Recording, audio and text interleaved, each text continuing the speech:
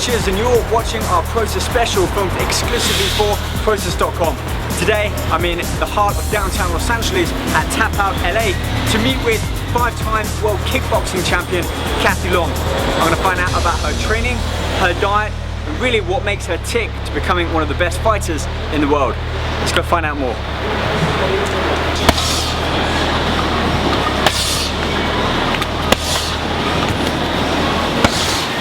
Oh, easy, easy.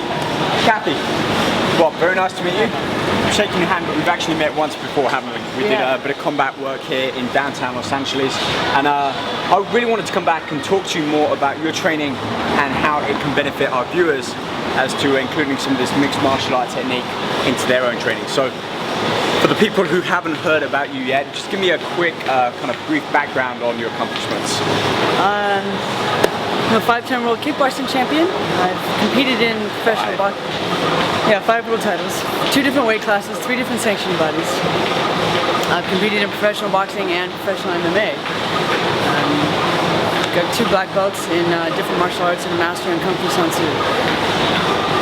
Your name always comes up when I search for female kickboxing or MMA and the like. You know, you really help kind of bring this sport up into the mainstream state that it is in now.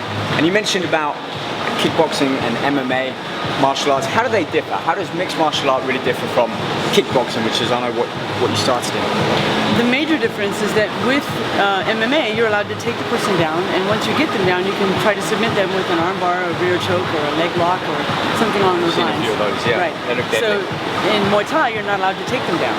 I mean, you can possibly sweep them down once, but you're not allowed to get on top of them and what they call ground and pound. Exactly. Ground and pound. As soon as you knock somebody down in Muay Thai, you're supposed to stand up and let them recover, and the referee gives them a standing 8 count, which is, you know, points added for me. But in MMA, once you knock somebody down, you're welcome to jump on top of them and continue hitting, which is great.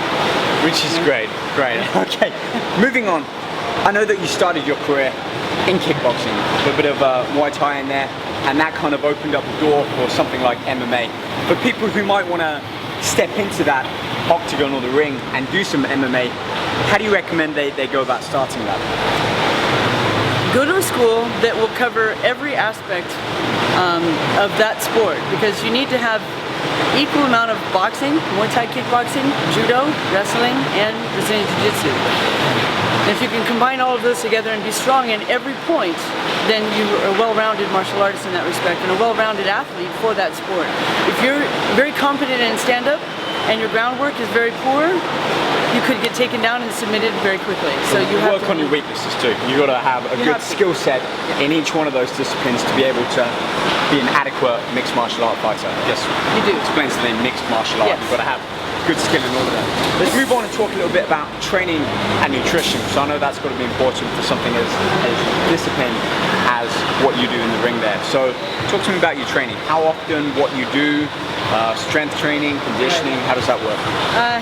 Good question. I try to cover many different aspects, but as a mixed martial artist, you have to be strong in areas where, if just Muay Thai, you can be strong in running and kicking and punching, but with mixed martial arts, you have to cover every aspect. So for the training, you do very unorthodox type of training. I'll run and punch and kick in the swimming pool. You have to be able to sprawl. You have to be able to jump high as well as sprint fast. A lot of times in boxing and in Muay Thai, you go for a long run and that's good cardio. But for MMA, you have to be doing a lot more sprinting work, because in MMA, you get on the ground, you're changing elevation. You have to be able to adapt to that very quickly.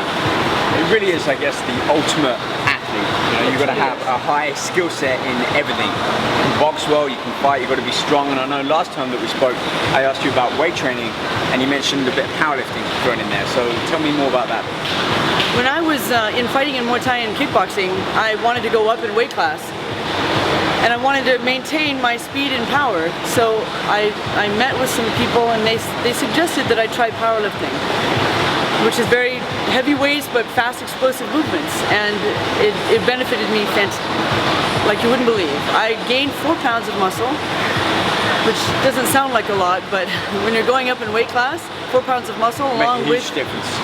gigantic difference because my speed I was much faster, I was more flexible, I had a ton more power. So my explosiveness just increased exponentially. In that respect, weightlifting is a fantastic way of training, but you have to do it for a sport specific. You can't just sit there and bench press, although you might be having to push somebody off of you, but all the weight training you do should be geared toward movement.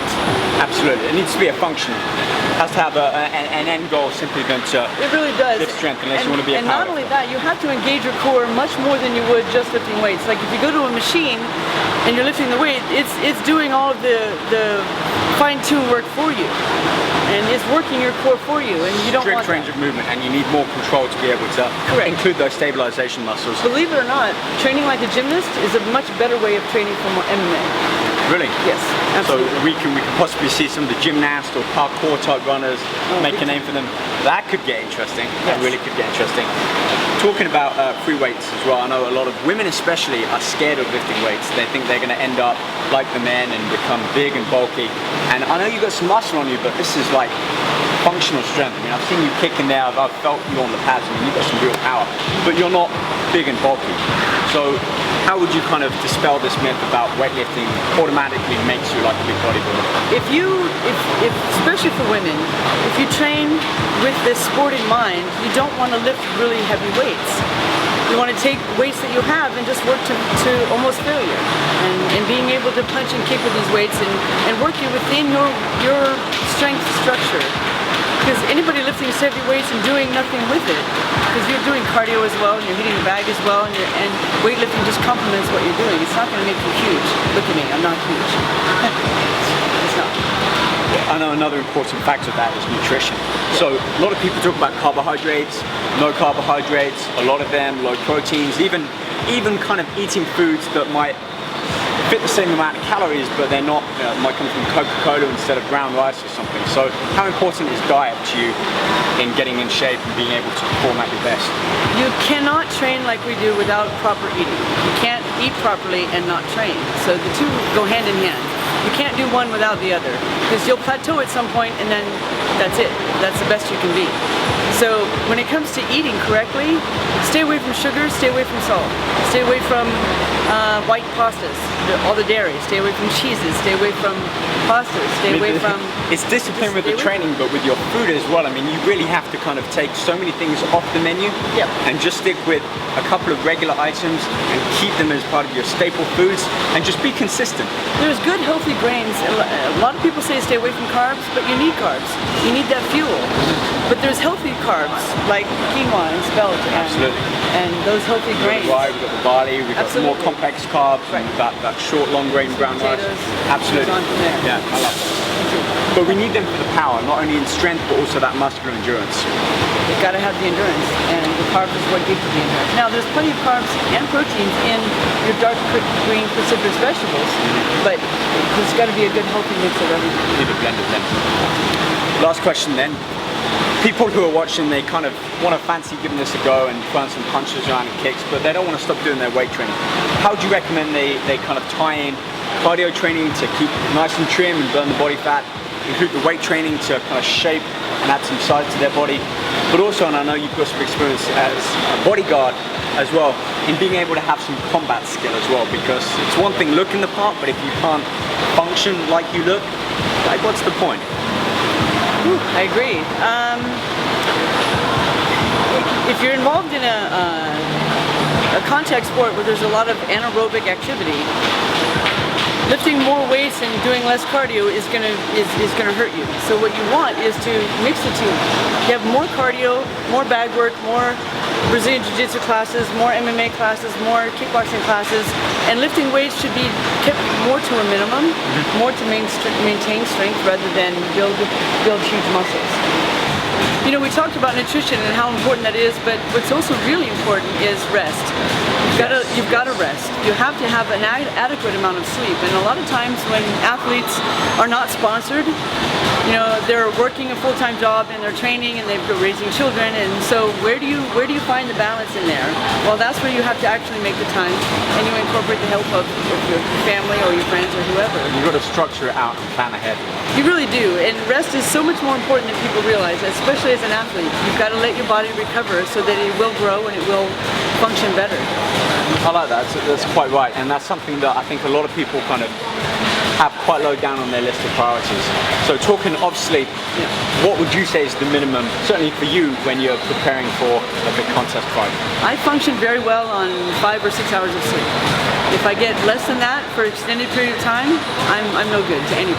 And it needs to be on a regular time frame, doesn't it? We can't have like 4 hours of sleep here and then 8 on the next day. It needs to be consistently so our body can get that rest, get that recuperation and recovery that we need to come back and train that little bit stronger and harder. You know, that's a good point. And not only that, but if you can take a 10-minute power nap some point during the day, you can go into your office somewhere and just turn off the phone and just literally take a power nap rather than pick up a 5-hour. I love 5 hours, but let's not rely on them. Supplements have their time and place, but I don't think anything can really take the place of sleep and rest. And that's good REM sleep, REM, you know, rapid eye movement sleep. That's where you really go into a deeper state, because your sleep cycle goes every 90 minutes. We've got to have a dark room, we've got to be calm, and we can't like work out late at night and then try to go to sleep. We've got to, it comes to structuring everything throughout the day so that we can prepare for that good quality sleep. I like that. So if you work long hours, make sure you get a cat nap for at least 10-30 minutes at work, and if anyone questions it, tell them this lady right here, Kathy Long, will come That's right. and answer them. I said, you want a more productive employee? Let them take a nap. So I guess really, if you want to be a bodybuilder, train to be a bodybuilder. If you want to be a swimmer or a runner, go and swim and run.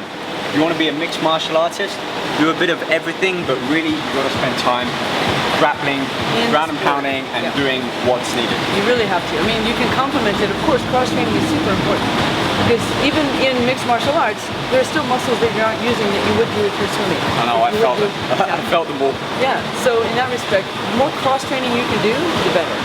Really, the better.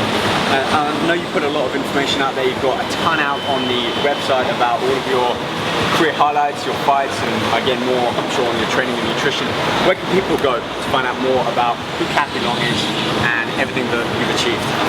I think right now you can probably go onto tapoutla.com and read up more about me there, or go onto Facebook, my Facebook page.